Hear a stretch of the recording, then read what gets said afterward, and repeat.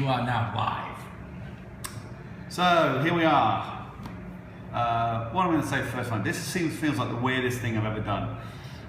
Using Periscope for the first time. Hi, I'm David Gilroy. I've got a computer screen here as well, and I've got one of my colleagues, Dan, with me. You can't see anything at the moment, but we'll work this out as we go along. So this is my first attempt at a live legal marketing Q&A via Periscope. Well, I have no idea if anybody is following yet, and Dan's going to update me in a minute. So I just need to let everybody know that we're up and running. So give me 2 seconds. 10,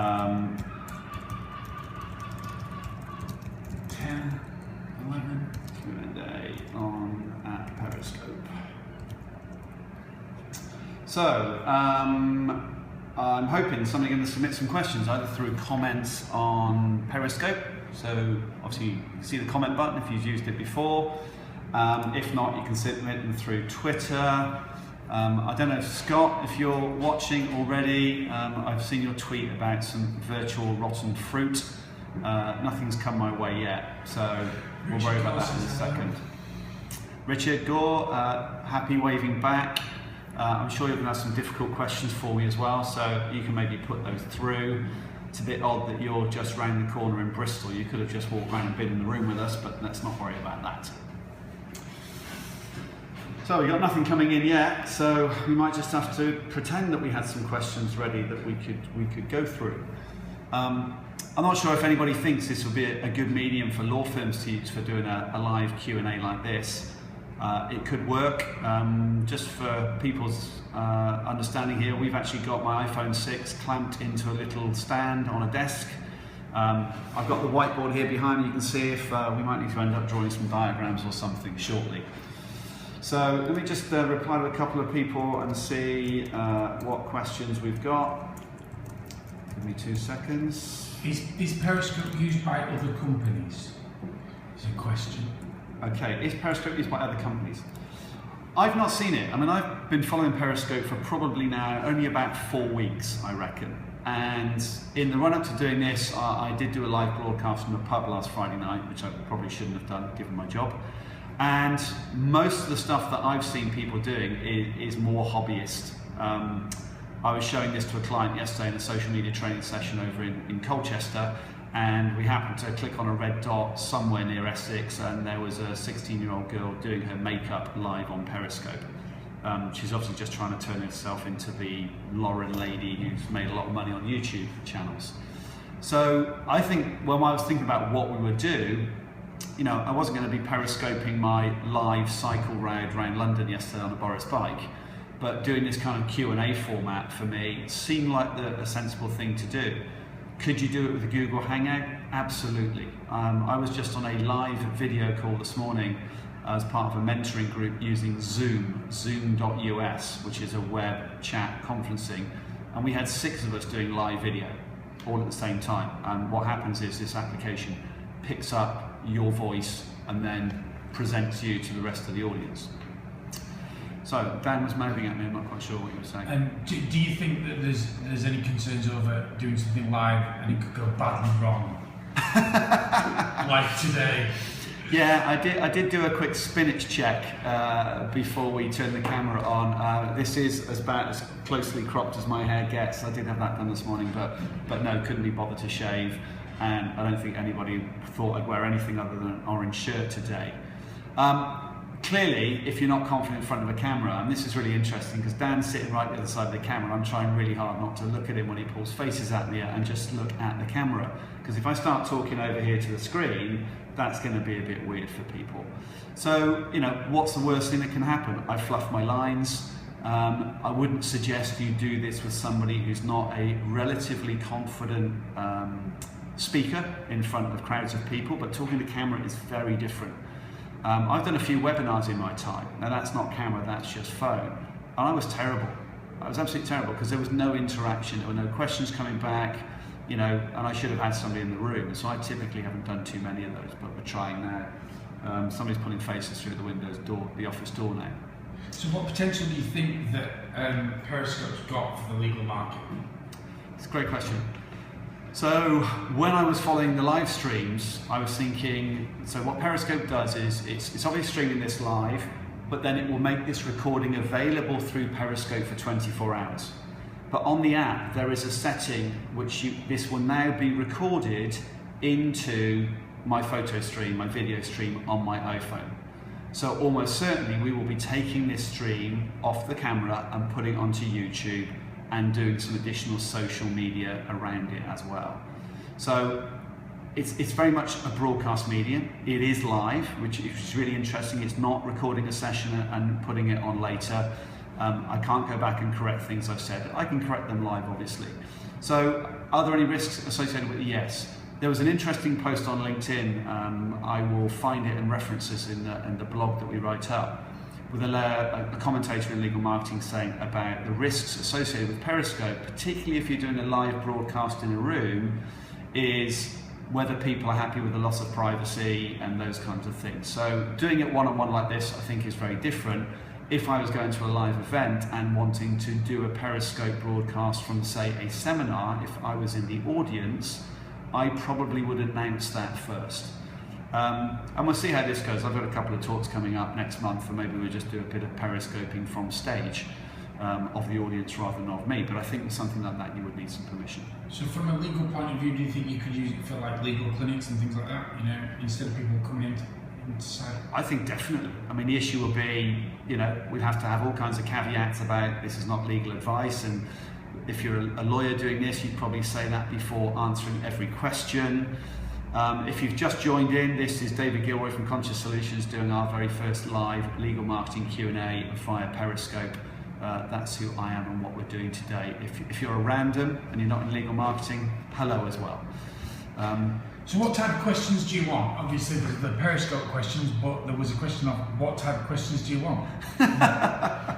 Well, I did actually make sure I scanned a couple of newspapers this morning, just in case somebody asked me about the Ashes score or what was going on this week with, what's her name, not Sharon Osbourne, other one, the daughter, who has been caught up in a bit of a Twitter storm for suggesting that in America, Hispanics only clean toilets. I did see what I think is one of the finest tweets yesterday. I did retweet it. It was a guy who put the entire Ashes first innings into 140 characters or less, because that's how many balls there were for their 60 all out, and it was W01W. You know, it was a fantastic read. It's been retweeted 16,000 times. Now, how great would that have been if a lawyer had done that in terms of getting your brand out? So I'll take any questions, preferably on legal marketing, not just on life in general. So what the capital of India is, that's not a legal question, is it? Oh God, I want to say it's still Delhi, but I'm not 100% sure. So, and if that was Scott, thanks very much, Scott. We've got nothing coming in the Twitter stream, so obviously you're too busy paying attention here. I think there are questions coming through on Periscope on this side of it that I can see. Okay. So I'm asking them as soon as they come through. Sure. But okay, so I'll give you a starter for 10. LinkedIn vs Facebook vs Google advertising. Which do you think is the most effective? I'm going to hedge, obviously. It depends. They'll all be effective. The nice thing about online ads, it's paid for performance. So you only pay when somebody clicks. The question is, are you getting the right kind of clicks? The one Dan didn't mention there is Twitter advertising. I have done some Twitter advertising for Conscious, and I paid £200 to get 100 new followers. 60 of those new followers were nothing to do with law firms or legal marketing. So I paid for performance. I got new followers. They were the wrong kind of followers. For me, it's about understanding your audience. If I'm looking for a niche business-to-business audience, LinkedIn would probably be my first port of call. We created a campaign for a client recently that was focused just on general counsels just within 20 miles of Manchester. So you can be very, very focused on the targeting of those adverts. Just the same as Facebook. There's 17 or 18 different variables on Facebook. But Google still dominates. It's where most of the money goes. But then it's about keywords and being really clear about what keywords you're targeting. So it's a difficult question. There is no one best thing. I think it's about taking your marketing budget, slicing and dicing it, and having a play and understanding the return on investment as best you can. And that's all about having really good tracking, either using products like Infinity Call Tracking, or Ruler Analytics and others to make sure you know how those campaigns are performing. Okay, so if I was looking at spend on AdWords, what would that be a month? You can do anything from a couple of £100 to tens of thousands of pounds, obviously.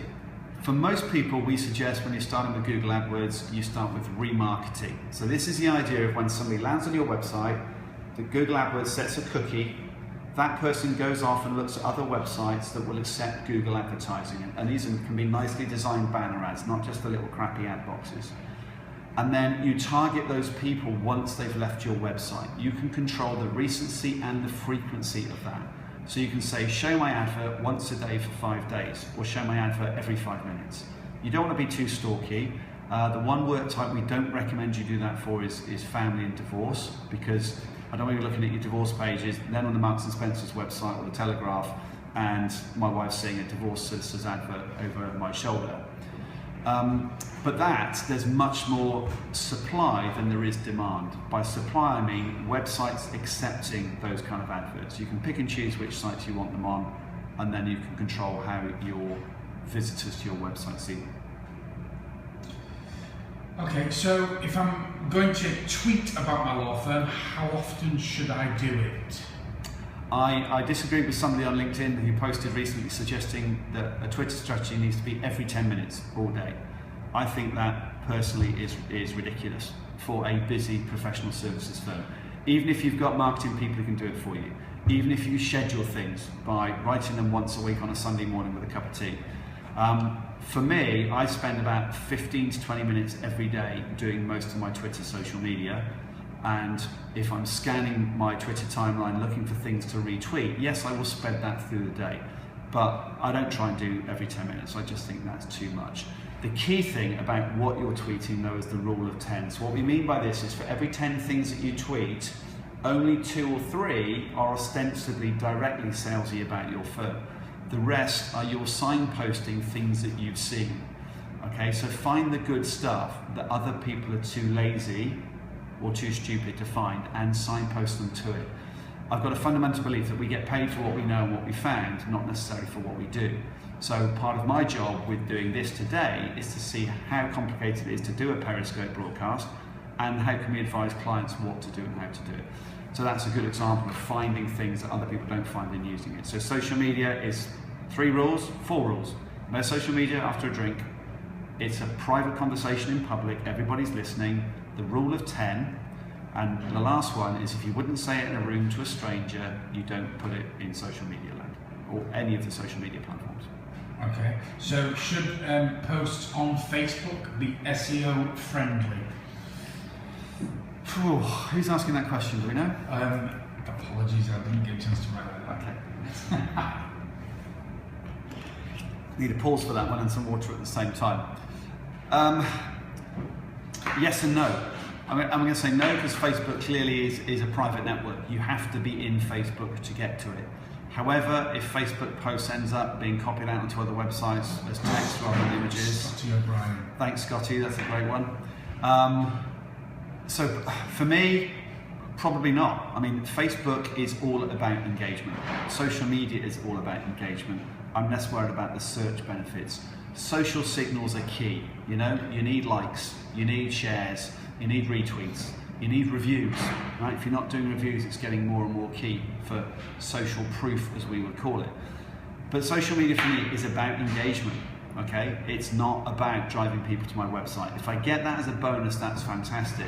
But what I want to see when I'm doing my social media activity is tagging people, asking people a question, making them respond, making them engage. We might have a go at doing a quick whiteboard thing, possibly, shall we? And see if this works. It may or it may not. So let me grab my red pen, and Dan's going to tell me if this shows up properly.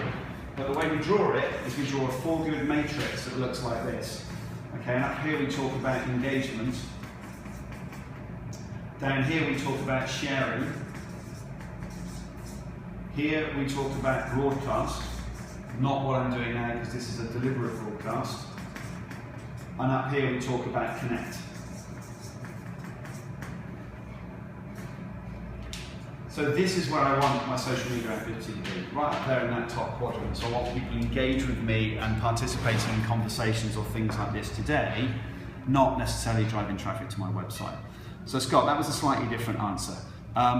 For me, I would be writing a Facebook post to engage people, to get them liking and sharing it, caring less about whether, if it does end up in the public internet, that Google might index it. Okay. So what sort of tools would you use to find things to tweet about? Well, there's hard work and there's smart work for this. Do you know where the question came from this time? Okay. Dan's going to capture who asked the question just so I can reference you. Thank you. There's a couple of different tools. I particularly still like RSS aggregation tools. Dental Solicitor. Okay, thank you. So I think with this, my favourite tool is Hootsuite, obviously for social media interaction. I do still use Buzz or BuzzFeed for collecting content. I still use Google Alerts for tracking keywords, and my favourite is probably Mention.net. So Mention.net is a desktop application and a web page. At the free level, I think you can capture 3 keywords and keep an eye on them, and after that you have to pay. But there are so many of those tools, it is a kind of you pays your money and you takes your choice. In fact, that'd be a nice idea for a blog post. I'm just giving Dan more work now. And I think it was, if you follow Delia Venables, venables.co.uk, Delia is having a series of supposed experts writing about their top 5 favourite tools that they like to use for those kinds of things. So if you don't already subscribe to her email newsletter at venables.co.uk, I suggest you do. And then you can see a whole range of tools that lots of different people use. Okay. Do you have any comments on the demise of Google Plus and whether it's worth posting on there? Well, I'm not sure who thinks it's demised yet. I mean, Google have a history of killing things when they don't work. They haven't yet killed Google Plus. But for me, it's the place where I spend the least amount of time when it comes to social media. And let me be clear, I spend no time on Google Plus. Once in a blue moon, because I'm mildly embarrassed that somebody's followed me, which makes me go and look at my Google Plus page and maybe take something off the blog and link to it. But I just don't see it as a community. I've never done a Google Hangout on air or those kinds of things. So for me, it's not what I see time by having feelers go out and do business development. So there really are 3 different numbers, but the industry standard is just marketing expense. So it's 2%. Anybody with a theoretical marketing background will tell you that isn't enough money for a business to really actively grow.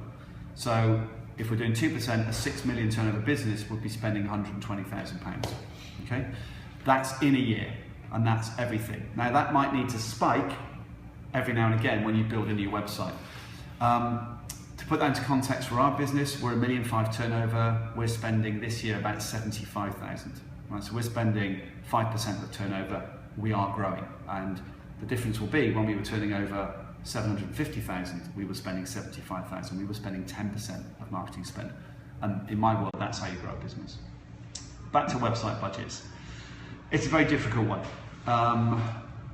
You can spend $3,000 and get a website. Hell, you can go to wix.com and build your own some skills to be able to do that. You could do it. Are you going to do that if you're a 6 million turnover business? No. So what range of sites from £2,500 and £3,000 to £30,000? And there is no right or wrong answer, because without knowing the context of the 6 million of what style of firm, where your work's coming from, where your existing marketing spend goes, it's difficult. But most of the time, a typical firm of that size will be spending somewhere, I think, between either side of 10, probably not 25, and probably not 5. So that would be the range. Okay. So in terms of, and this is a Dan question, what would you class as a marketing cost? You mentioned, salaries and entertainment things. So big difference. So anything is what you spend to acquire work. So typically that will be, and if anybody wants a template for a marketing budget, if you just tweet us afterwards and just use #legalmarketingbudget or something, or just email me, I've got a template that we can send to you. So it would be advertising, in print and online. Yes, it would be entertainment. Okay, so entertainment is part of a marketing budget. it would be all your online spend in terms of your website running costs and everything else. It will be any events that you attend. It will be the trinkets that you buy for the office. In our case, it's the orange pens, whatever it will be. So all of those things go into the budget. And then if you want to, you probably should account for some degree of your fee earning time. If I give you a number that came up in our MEMP seminars that ran recently, where we found one particular Jared, that they're turning over about 5 million, and they added up all the BD hours their fee earners had spent in the previous year, and it came to something like over £500,000. Now, whether that was really lost fee earning time, because if you're going to a networking event between 6 and 8, would you have been fee earning normally? There's probably a conversation around exactly how they tracked it, but they did record all that time it added up, and it was a significant chunk of potentially opportunity cost. Need some more questions? Okay. If Richard Gore, if you're still online, his signal keeps dropping out, and he doesn't know whether it's him or us. Okay. Well, I'm on EE4G in the middle of Bristol. If anybody else thinks we're dropping out rather than you dropping out, it'd be great to hear. It's probably that rubbishy old Vodafone network you've got, Richard, maybe. Actually, I'm not sure if you do, I just made that up. So, what are we, we're 3:25, so we might go for another 10 minutes or so. So if you've got questions, that'd be great, get them in. My stomach just rumbled. So. I'm just checking my Twitter. Do you want to give me your email address for the marketing project? People are asking for the template, so if you want to email you. Yeah, absolutely, of course, yeah. So my email address is theboss@, no, it's not, it really isn't. So the email address is dgilroy, so DGILROY @conscious.co.uk. So dgilroy@conscious.co.uk. Or if you can't remember any of that, just send it to sales at, obviously, conscious.co.uk. Unless I can pick up the Twitter addresses off there later. Yeah, and we'll broadcast this out too. And obviously we're going to record this, we are recording it on the app, we're going to put it on YouTube, and we'll put some options there for things you can download if we've got some other examples. Okay. There was one question which somebody asked me about yesterday, and they said I could reuse this. We were talking about event-based marketing, and the way we look at our event-based marketing is, okay, Beverly, you're getting a connection problem as well. Okay. Again, if you are getting a connection problem, please let us know. We will try and work out whether that's our end or your end, depending on the comments that come in. So we're talking about event marketing, and they've heard me mention this before, and they thought it would be worth explaining in the session today. So when we do our events, and we go to a lot of events, either events we go to for free, or events that we spend a bit of money at buying a ticket, or events where we sponsor and could be paying, 4 figures. But about 5 years ago, I was getting slightly despondent with events and about the return on investment, because I kept thinking we were not getting a new business, this, that and the other. So I started reshaping my thinking around events and putting the money into 3 buckets. And those 3 buckets are showing up with my industry, showing up with my existing clients, and picking up some new work. And when you think about your event budget in those contexts, or that context of 3 things, you always get a return. Because if I go to an event in the Midlands and get 5 or 6 or 10 clients to come see me at the event because we market the event because we're going, that is infinitely cheaper than going to see 6 or 7 clients one-on-one. Now, my clients are watching, If you want us in the room with you, we're going to come, it's not a problem. But how many more touch points do you get with a client if you get them to come to events where you're going to show up? Now, if it's your own event in a locality, clearly it's much easier. We do have a national client base, so it's us that has to do the legwork quite often to go see people. You are more than welcome to come and see us in Bristol. We have a beautifully, nicely relayed deck over there, which we might just show at the end of the call. We'll see how it goes. Okay, Melanie Pereira 2 has asked any tips and suggestions for getting ranked well in Google? Where do we start? So the absolute first thing is the thing I'd encourage you to look at, Moz, M-O-Z, or if you're watching from the States, M-O-Z. Moz do an annual local SEO benchmarking report. So if you just search on Moz 2014 local SEO report, and the things that they say are the most important. Number 1 is the words on the page. They are still the most important for Google.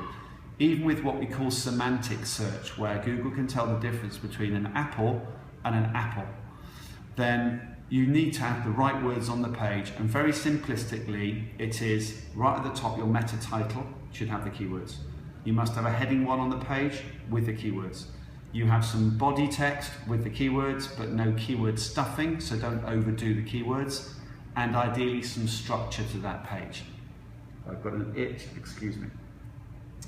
The second thing is, how well is that page liked and how much authority does it have? Again, if you go into Google and search on Open Site Explorer, there is a free version of this tool where you can put in a domain name or a page name, and Moz, which is one of the tools that we use, will give you the authority of that page. So if you know that somebody else's page is ranking higher, you can then go and check the authority of their page and try and reverse engineer why that page is so much more authoritative than your website. So it would generally be maybe the page is put together better. The second one then is, in this Moz study, was linking signals. So how many sites link to you today? And again, there are tools that will let you check this. The more sites that link to you, clearly, the better the Google thinks your site is. You want high value links if you can get them, but you'll take low value links as well. And particularly if you're a local firm, a firm that works in a specific geography, don't be dismissive of links from local charities, local newspapers, local church groups, whatever it will be, because from a local perspective, those links have value. They may not have to a Slater and Gordon, okay?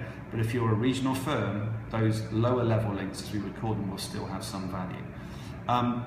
We have a tips booklet on this topic. Again, if Dan reminds me, we'll link into our tips download page from the blog write-up and the YouTube page as well. Okay. Again, same question from, same asker. What's the relevance of Google seller reviews? Google seller reviews or reviews on Google, I would assume. Oh, okay. A seller as in S, not as in basement. Yeah. Okay, right. I was about to Google seller spelled the wrong way. Okay, so Google's the first place we would say go for reviews, but you can use Trustpilot, you can use FIFO, there are lots of different, let's say, trusted review sites. We did a piece of research recently, some sentiment analysis between the difference between social media and reviews when it comes to law firms. Universally, if people do social media about you, it tends to be negative. If they do reviews about you, they're always positive. So you think when you go and do a search on Google, if you see 5 gold stars 220 times, subliminally that will say to you, this is a more authoritative and trusted website. Okay, so you need to be doing that. One of the services we now provide through Law League is client satisfaction measurement and benchmarking. You can benchmark yourself against other law firms. We've got about 600,000 data points over the last 3 or 4 years. But actually we're starting to look at building a connector between clients doing reviews in Law League and then punching straight onto Google as well. Okay, because people are going to take the time to write about you, you want to get that syndicated to a number of places. But that needs to be an active campaign. You know, you need to be asking clients to do reviews. The classic mantra, if you don't ask, you don't get, is absolutely true. And you need to have a formal program for how you ask clients to do reviews for you. Okay. There was a question, but I didn't get a chance to write it down, so whoever asked the last question. Hi Street Lawyer, enjoying my first Periscope, thanks for introducing us. Is that Gary? Hi Gary, if you're watching. Beverly, how's your connection? Is that okay now? Maybe you could just let Dan know if it's improved. Maybe picking 1 o'clock lunchtime, we should have thought about a quieter time period in the afternoon, who knows.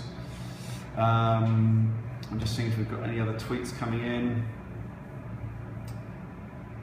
And Scott, if you are watching now, I don't want to borrow a razor, thanks. You look beautiful on TV, evidently frock, Richard Sargent. Thanks, Reg, it's very kind of you. We can just shoot the breeze for another 10 or 15 minutes. If anybody's interested, I am going on holiday this afternoon, so if you really need a piece of me before a week on Monday, you need to phone me or email me this afternoon, because I am gone for the whole of next week. The love hearts, I'm assuming, somebody asked what the love hearts were. I'm assuming that is people saying that they're getting, you know, it's like a like. Do you know, I actually don't know. Let me just check here on Google. I am going to have to put my intellectual looking reading glasses on there to look at this screen. and nobody seems David, to have love niche. obvious- Legal industry has needed a shake-up from Panoski.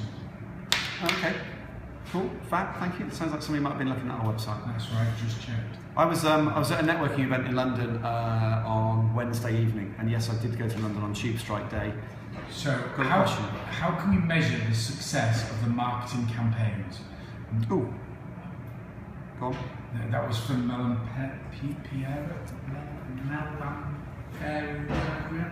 Same one as the last two Google. Okay, write it down for me in big letters, I might know who that is. Right, how do we measure the success of a marketing campaign? Ultimately, it must come back to cold hard cash. So I was with a client recently who had extracted all of the matter information from their practice management system, created with a campaign of web marketing or that kind of source code. They then worked out what their total spend was on web marketing, and they worked out how many visitors they got coming to their website. Okay, right, still means nothing to me, so that's fine. So they worked out how many visitors to their website, and they worked out that every single website visit was worth £9.65. Okay, they then worked out their marketing budget and worked out that every single website visit cost them 26p. Okay, just by taking their total income from all matters that were generated through the website, you can work out your revenue per visit. That's a great metric, I think, for then saying, right, if we every extra visit we can get this month is worth a multiple of £9.65. For lack of a decent CRM system, one of the big challenges we have working with our clients is I can measure your website views, your time on site, I can measure how many phone calls we generate using Infinity Call Tracking and Ruler Analytics and others. I can measure how many clicks you get from an ad campaign. I can measure how many form fills you get on your website. But when that data hits your business, that's where it starts to be difficult to measure the true return. So I'm hoping if you've got email addresses on your website that you're forcing a subject line so that when somebody emails straight to a fee earner, it says website inquiry. I'm hoping that centrally you're logging all the emails that come to info at or team at or whatever it would be, inquiries at, and keeping records of all of those. And if you've got any kind of sophisticated practice management system with some kind of marketing campaign tracking, if you're spending £5,000 on a campaign, that you're tracking sales or matter opportunities, sales opportunities or matters back against that campaign so you know that it works. It makes it really easy when that idiot salesperson phones you next year saying, do you want to renew your locallife.com ad campaign? You go, no, because I only made £50. All right? And most advertising salespeople will drop their trousers. So it's a combination of tracking externally and tracking internally within the business. Nothing else coming in. Right, 1:35. I said we were going to be online for about 45 minutes. Question come in from Beverly Watkins at Watkins Solicitors. If we were to put videos on website, is there any app you would recommend? Should we connect to YouTube? So, if you're making any kind of videos, there's a couple of apps that I recommend. My two favourites that have been favourite for a long time. One is called Animoto, A-N-I-Moto, M-O-T-O. It's free and paid for. For free, you can create a 30-second video. You take still photographs, you upload them to Animoto, it provides you royalty-free music, you can put text-based slides in between your photographs, you can even upload short videos, and then you press a button and it stitches it together in a synchronized, animated, slight music video way. That's fantastic for event marketing.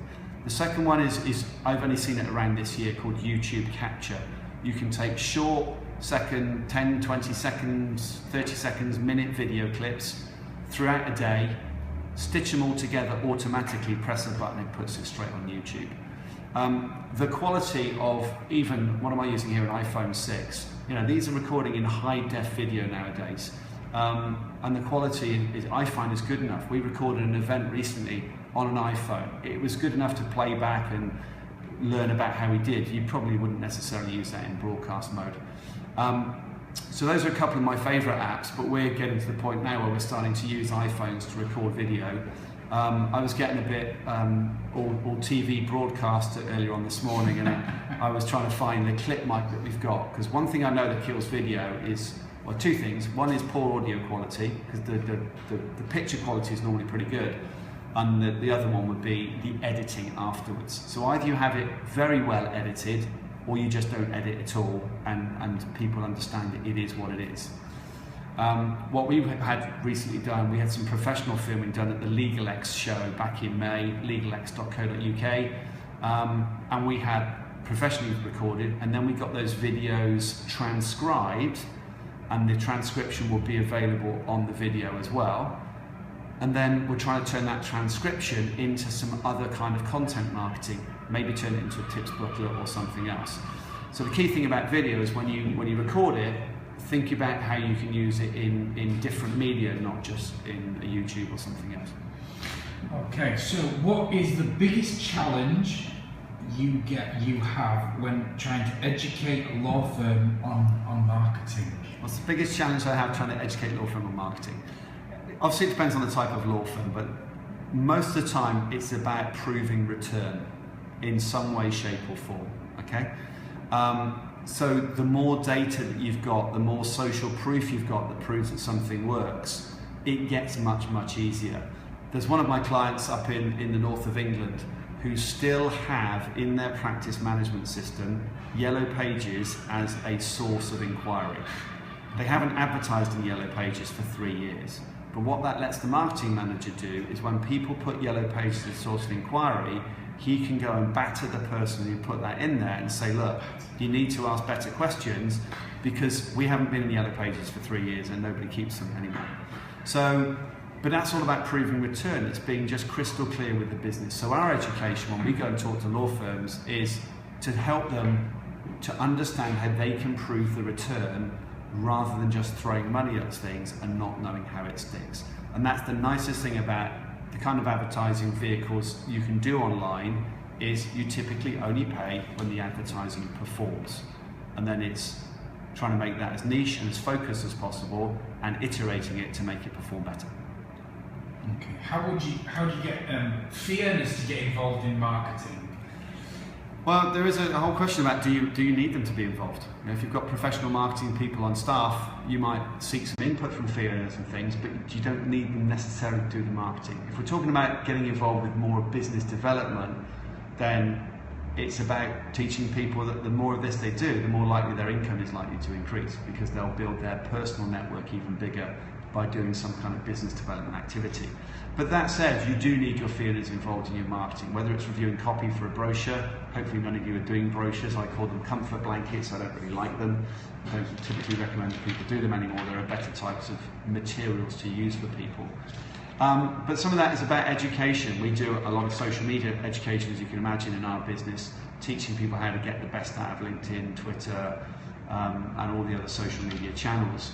But it's finding the people who want to get involved. If you've got a really good technician who's great at the law, maybe you just want to leave them doing the law and try not to make them do stuff that they're not going to be very good at. Okay, Panos wants to know, or is curious, how you got into legal marketing. That's a great question. So our business has been around 11 years, 9 months and 4 days. I make that joke quite a lot. It's not that I'm sad about it, I just carry that number in my head. So from day one, Conscious Solutions was founded to be a legal marketing specialist. It's what we did. Originally we were just a web design firm, now we're a full service online marketing agency. But the backstory to that is in my previous business, we did the same thing for accountants. And that was a very successful, profitable bit of that business. So when my business partner and I were looking for new challenges over a decade ago, lawyers seemed the obvious thing to do because nobody was doing it. So my key message is, from day one, we set up to do this. We didn't fall into it by accident. We can sit and talk about Colts and coffers and SRA and Legal Services Act and LASPO with the best of them, and hopefully translate that into successful law firms. Right, we've got no questions coming in. We've been going just about 40 minutes. So as a first experiment, I'm pretty happy. We had some good questions. There was only one fake one in there that we'd written earlier. So thank you everybody for watching. I hope everybody has a good rest of Friday. We're going to... Oh, we've got one more question. What is going to be the next big thing to change the way we market a law firm from Smurfette? Smurfette. What's the next big change we're going to see for marketing a law firm? Oh dear, I wish I'd had that one to think about a little bit. I think for me, it's some of this is going to come back to, I'm going to throw the word personalisation out there, okay? Let's try and get more into this idea of one-to-one marketing. So what I mean by that, personalisation on the website. We have some technology in our platform that will allow people, when they visit your website, not to personalise it, because research has shown that only 5% of people will bother personalising a website. Think about your BBC homepage. If you've personalised it, let me know on Twitter, or let Dan know and you can let me know. Most people don't bother, it's under 5%. So personalisation, we call it auto-personalisation. So let's take you're a mixed law firm, business to business and business to consumer. Notice that we don't say private client and commercial client, because nobody knows what a private client is. So your business to business, your business to consumer. When I land on your homepage, I'm in one of those two modes, and let's say I go down the business to business channel. The next time I come back to your website, that homepage will have morphed to have more prominence for the business to business information than the business to consumer information, because that's what I was more interested in the first time.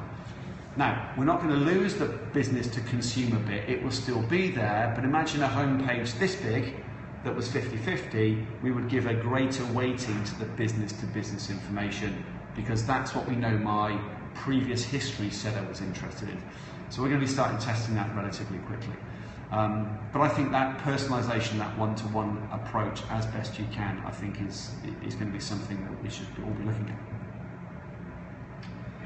Great, right, well I'm going to sign off. I hope everybody has a good rest of Friday. I'm heading off late this afternoon to play with the M5 down to Devon.